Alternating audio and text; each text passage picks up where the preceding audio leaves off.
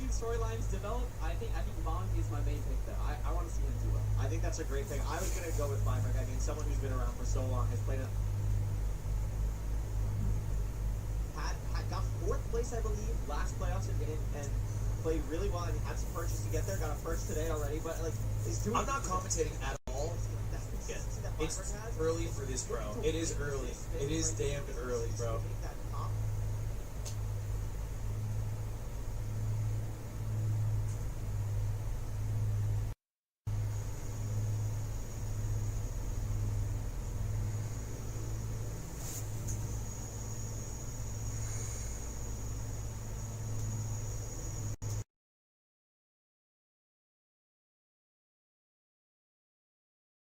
For going for the perch. Yep. And it's like the decision to probably has the most tournament experience out of anyone here, knows the discipline that he needs to have to get to where he needs to get to for tomorrow. Right.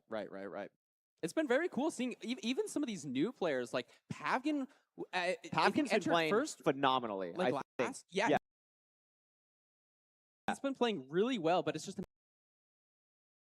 a matter of like you got to be able to close out those final couple like seconds in the end to get those good points.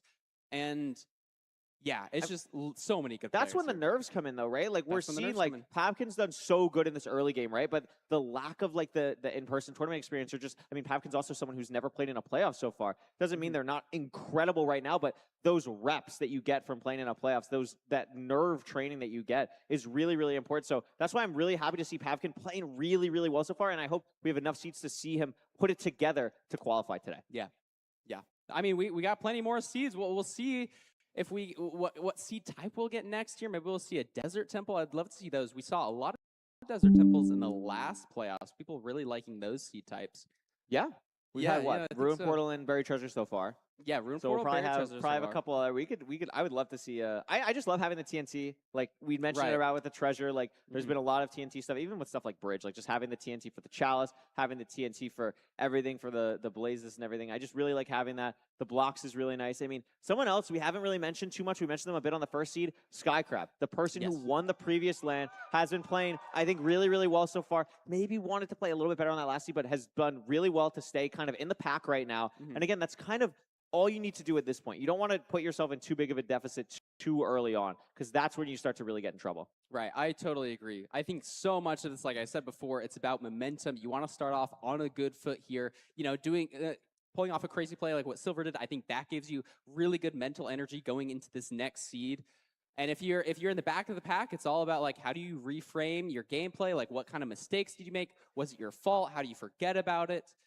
And then lock in and hit a 0. I want to see some more cool zeros. There's been some crazy stuff so far, and also just the lack of explosives. Whenever those seeds pop up, it's so important that like we talk about it, because we've seen so many times. I mean, there's been times in LCQ, I'm sure you've gone for a 0 where you're like have 4 explosives. It's like, okay, well if I don't hit this, like I'm out.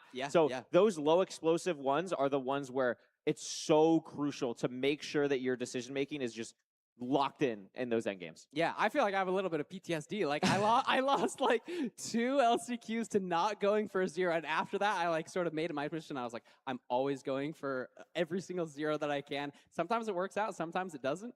And I think especially on this last seed, that was really the big deciding factor. I mean, some people having more explosives, like Mongi getting 7, that was really nice to see. But if you only have 4, I mean, the Feinberg play clearly working out. No, for sure. And I think also like we see these runners, like if you want to get to this top level, if you're someone watching at home or in the crowd, I mean, I keep forgetting, like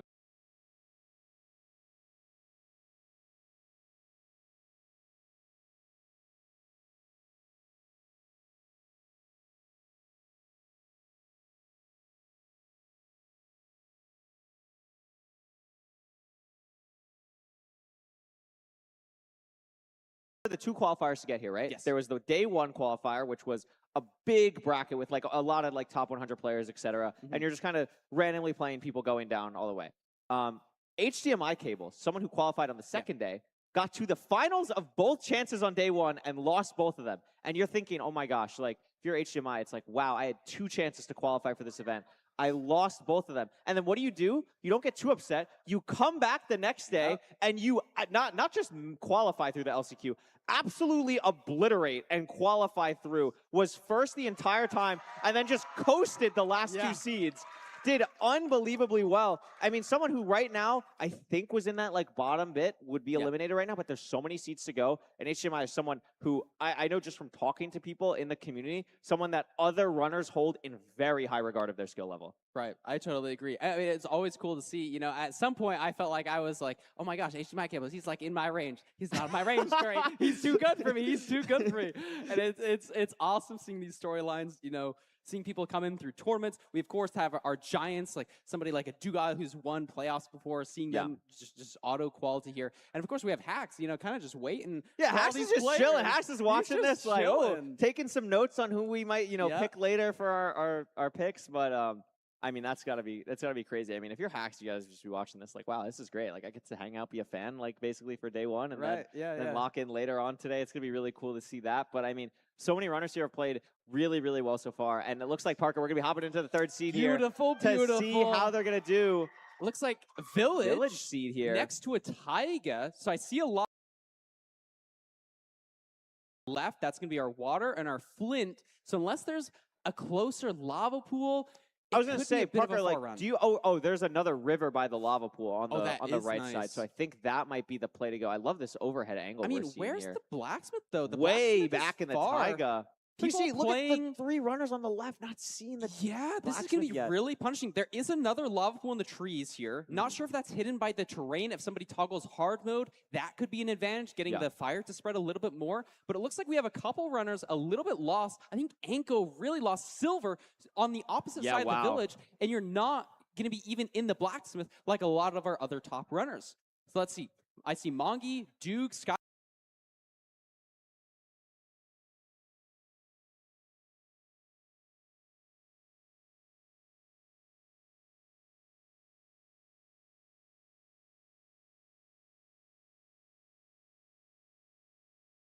Another couple people. Infume in the top right here, getting a hay bale from one of these stray, like, hay bale packs. Oh, Infume!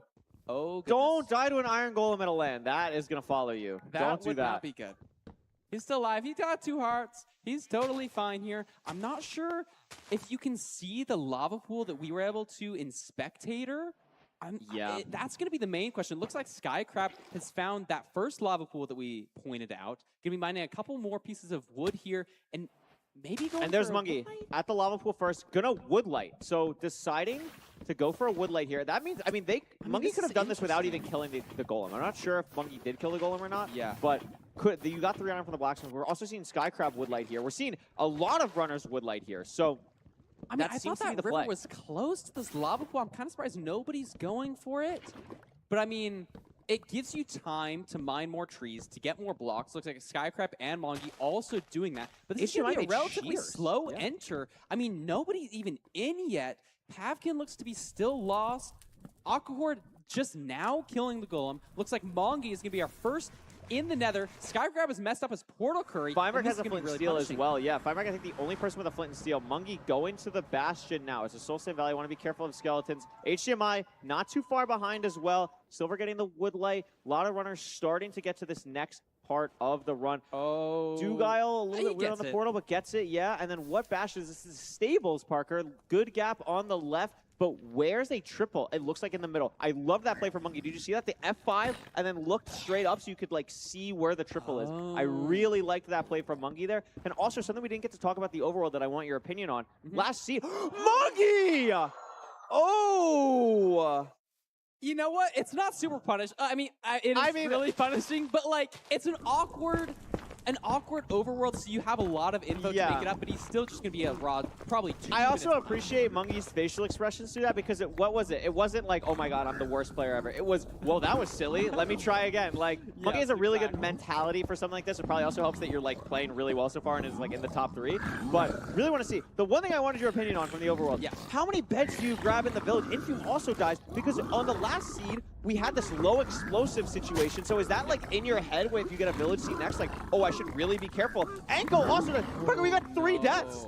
I don't even know what to talk about. This is crazy. We can talk about the beds. I think it's always correct to get beds from a village. It depends on the village, like how far out of the way can you go for it. But I think 2 beds you for sure should go for. Anything above that is kind of just like bonus points. I think a lot of people might even go for 4. We've seen that in playoffs before. Yeah. Looks like HDMI cables only got 1. So if the string trades aren't great, that could really matter. I think we're playing double triple here. He does get an extra goal block, so that's potential for more trades. But if they aren't good, that decision to get beds at the village is really going to matter. So let's see. He's going to check his trades now.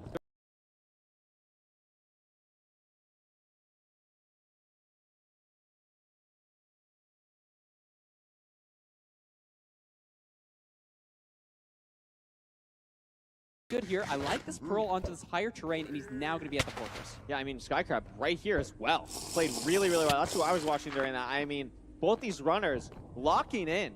Skycrab, someone that we've seen in other LCQs really heat up as it keeps going on. Starting to play really, really well. I mean, this was such a slow overworld, Parker, but it's still a sub-5 spawner. Meanwhile, HDMI getting some strays here. We've seen a little bit of variance in how Skycrab and HDMI are playing this fortress. Yeah, I'm kind of surprised. I almost thought Skycrab was playing more strays, but doesn't have any. He's a very aggressive player. But HDMI, HDMI's playing very aggressively. really aggressive pearls. I mean, he's in like first tier, Curry. You don't need to do this. You can play more conservatively, but maybe that's showing the confidence I love this from Skycrab. in his gameplay. I love this like new meta of like, let's build out the platform while in the portal. Like, it's just so cool.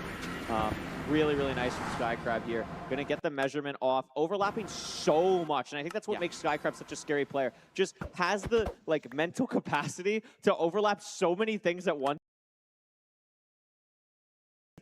time, and it's just incredible to watch. Yeah, and I think a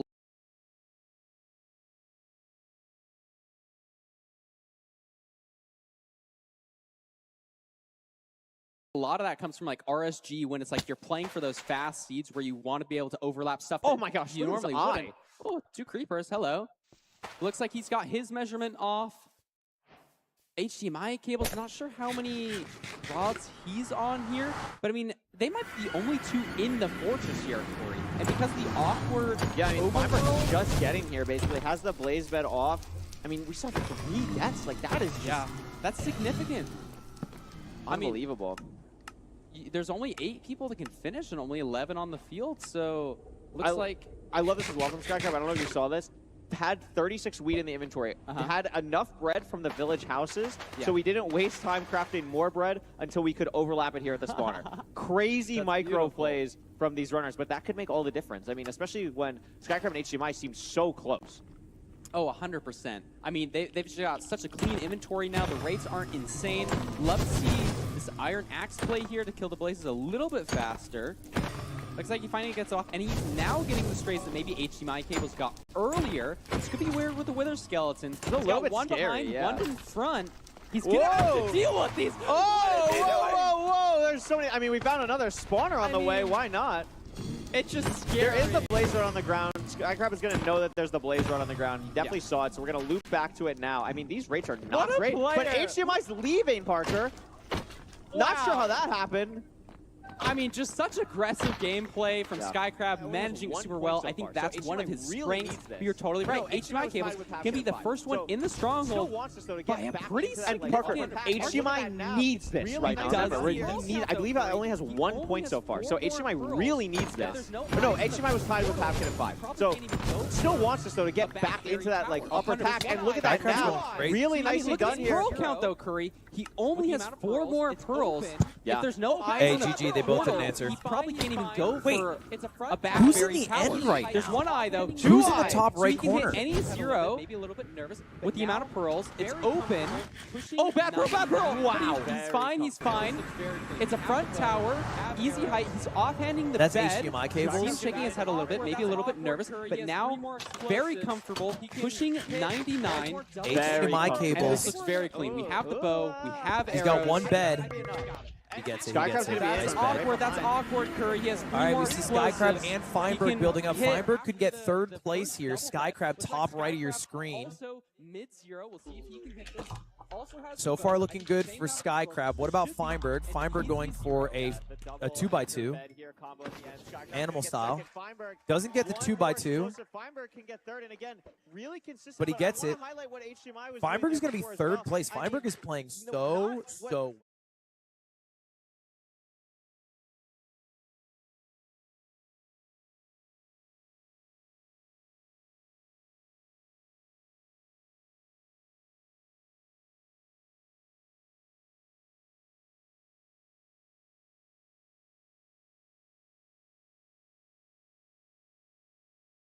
to not die and still play it incredibly, incredibly well and fast. Yes, 100%.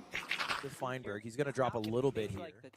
The first place But he's still gonna get some big points. Still gonna be getting points on the board. Players like Budgie, I mean, still just killing blazes, pushing 99. Mr. Budgie, middle 20 right. time. Who's bottom right? He doesn't have a bet in the offense. Uh-oh. Kind of a late bed by Dougal. It's actually not that much, Parker. Okay, this is Okay, this is kind of scary for Dougal right now.